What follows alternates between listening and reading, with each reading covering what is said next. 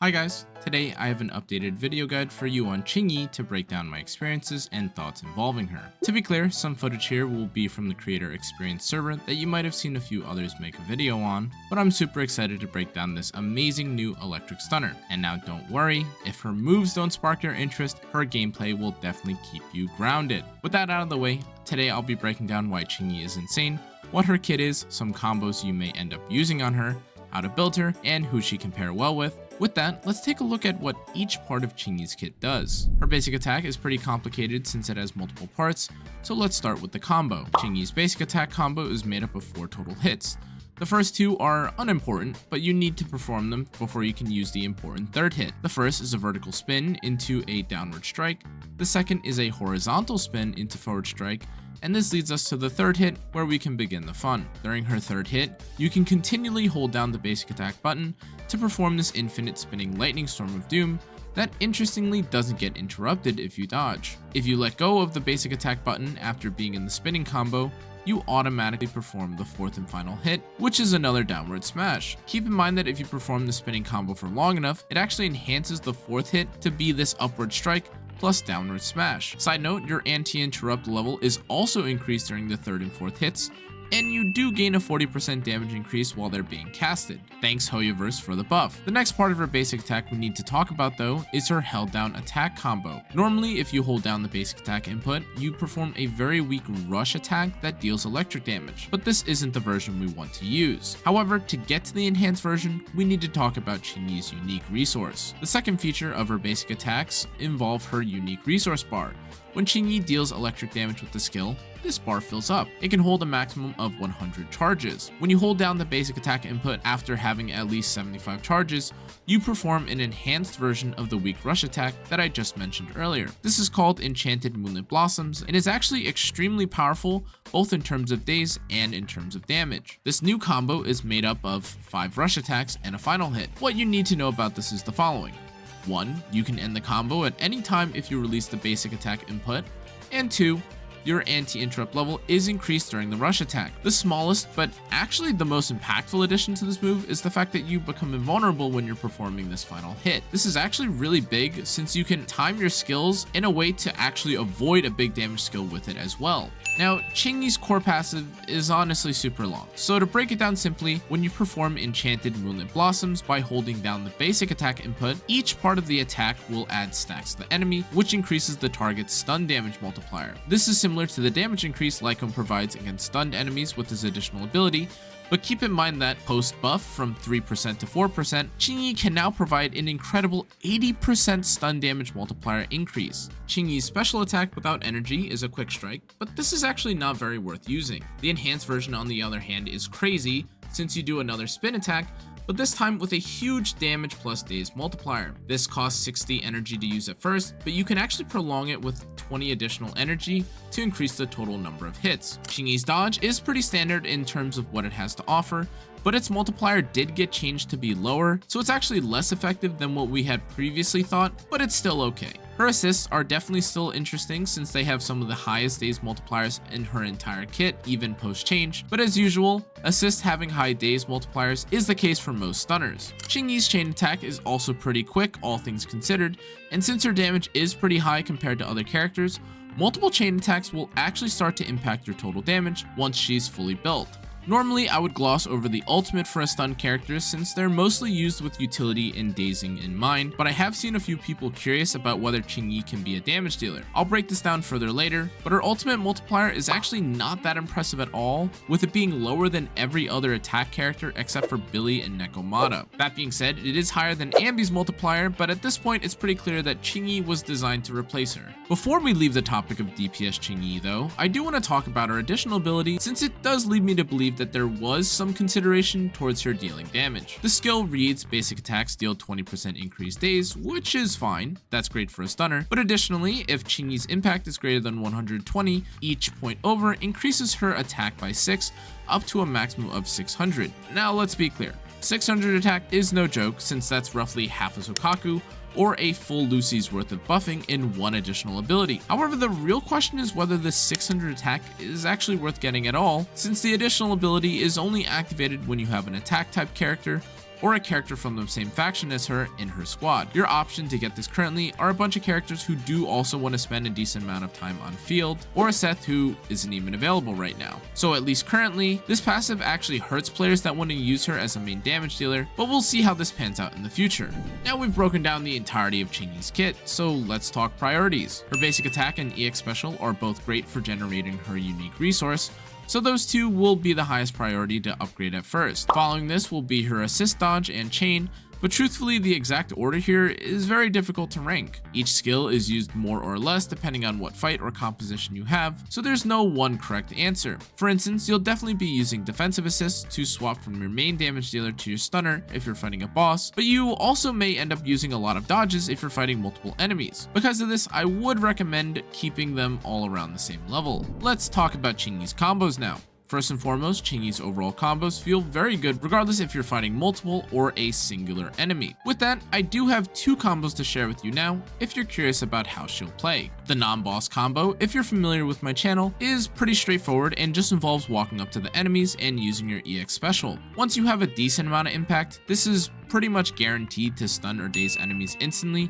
so this is the go-to option assuming you have energy. If you don't, you do still have access to an AoE combo that is simply basic attacking until you perform her lightning spin. Given that this attack does have anti-interrupt, damage reduction, and was buffed to stun faster, you can even just wait for enemies to walk up to you while you're swinging away. However, in general, just doing your basic attack combo a few times against any non-boss enemies with QINGYI will lead to a stun, and that's pretty much the whole combo. The second real combo is for bosses.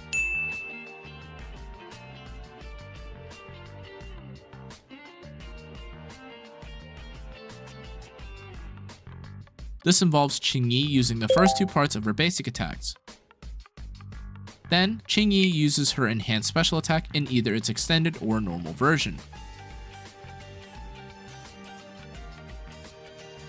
She follows this with the third part of the basic attack combo, where she performs the lightning spin and continues doing this until she has enough of her resource bar filled. Finally, she ends the combo by inputting a held basic attack input and performing Enchanted Moonlit Blossom.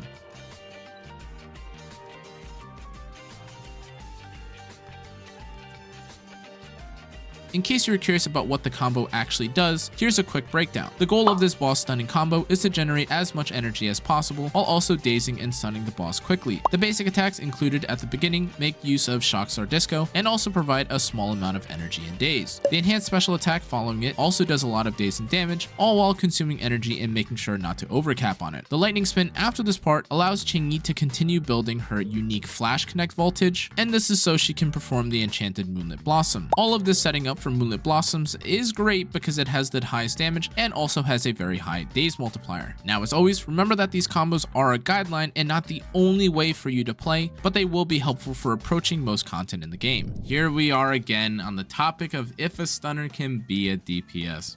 I recently did this test on Kaleda, who definitely had moments where it felt like her damage was high, but she also had very slow attacks outside of her EX special attack, which made it tough to justify building her as a true damage dealer. QINGYI feels pretty similar, but for a different reason. Her basic attack combo is not slow by any means, but her main gameplay loop involves building her unique resource with their third basic attack. For other damage dealers, they jump around, build a resource, and unload at some point.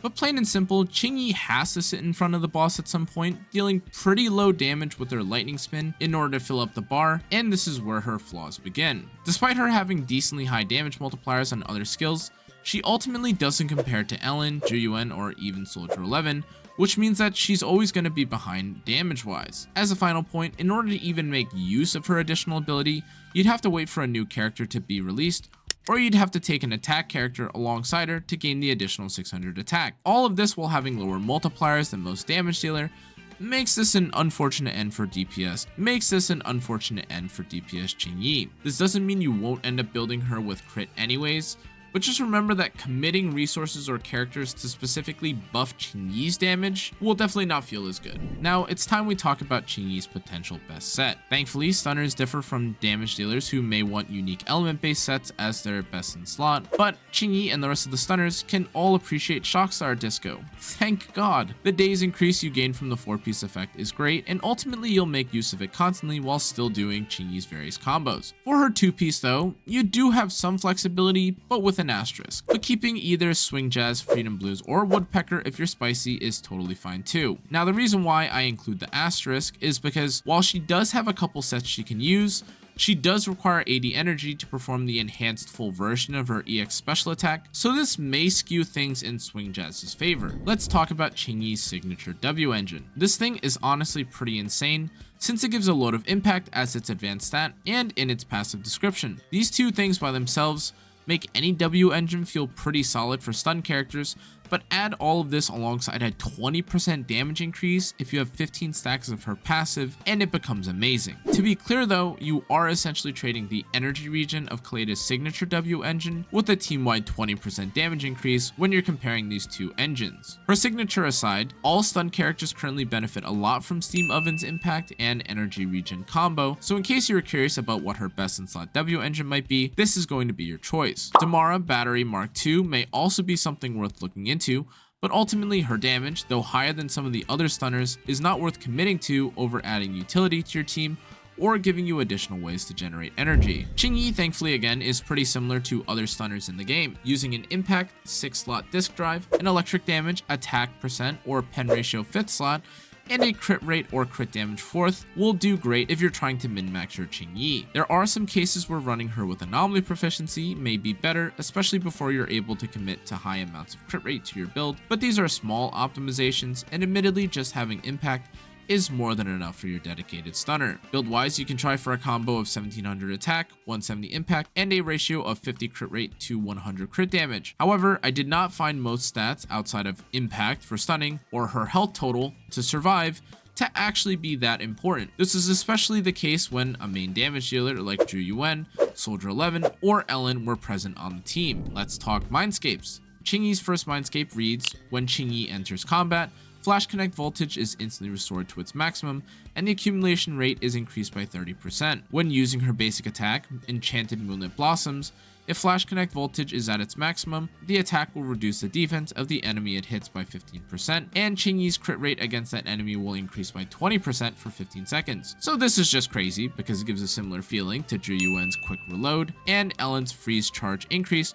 from both of their first Mindscapes. On its own, this Mindscape paired with someone like Nicole makes the Zhu QINGYI Nicole team sound even better because of all the combined shredding, buffing, while still keeping a stunner. What's also crazy is that QINGYI's second Mindscape also buffs your team's total damage, with the stun damage multiplier increasing by 135% of its original value per stack. This isn't even accounting for the 15% added days that she gains if you reach max stacks, but she's almost a full debuffing machine by herself just by having 2 Mindscapes. Admittedly, the most exciting Mindscape after this is the 6th, where DPS QINGYI returns with a 100% crit damage increase on her Enchanted Moonlit Blossoms, in addition to a 20% attribute damage reduction when hitting the enemy with the same skill. Now, the additional 2% increase from the second Mindscape is great, but whether all of this will allow her to compete with the other damage dealers is still tough to say. Now, teams-wise, I do have a few teams that I found to be strong, but it's hard to ignore the clear strength of Zhu QINGYI, and Nicole. Yes, there are 2 5-star limiteds in this team, so it is definitely not free-to-play friendly, but my god, this team does so much damage. The 80% stun multiplier from QINGYI, alongside a defense shred and ether damage bonus, really makes this team feel like the Lycon Sakaku variation of Ellen, but for Zhu. She gets so much free damage, so many buffs, so many debuffs on the boss to take advantage of, and it's honestly one of the most fun compositions I've ever played. QINGYI already stuns pretty consistently while providing a stun damage multiplier,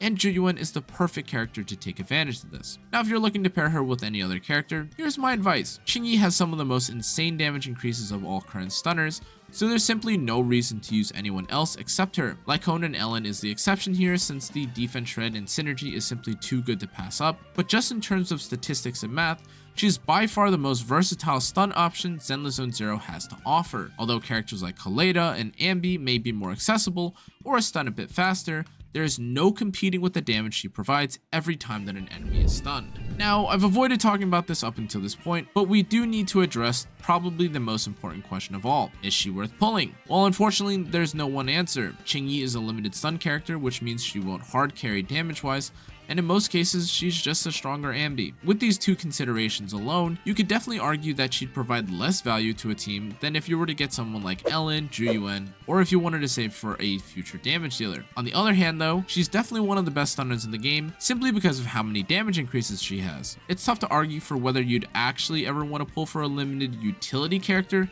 especially this early on in a gacha game's lifecycle. That being said, I would still definitely recommend pulling for her, regardless of what I say or how good she is, if you just really like her. That's gonna be it for this video though, guys. Thank you again for watching, and as always, if you enjoyed today's content, make sure to like, comment, turn on the notification bell, and subscribe. I really wanted to take a moment to thank you guys for all the support and the love that you guys have been showing to my videos recently. Thank you again so much. I cannot thank you guys enough. But that's gonna be it for this video, guys. I'll see you on the next one. Stay safe, stay healthy. Good night.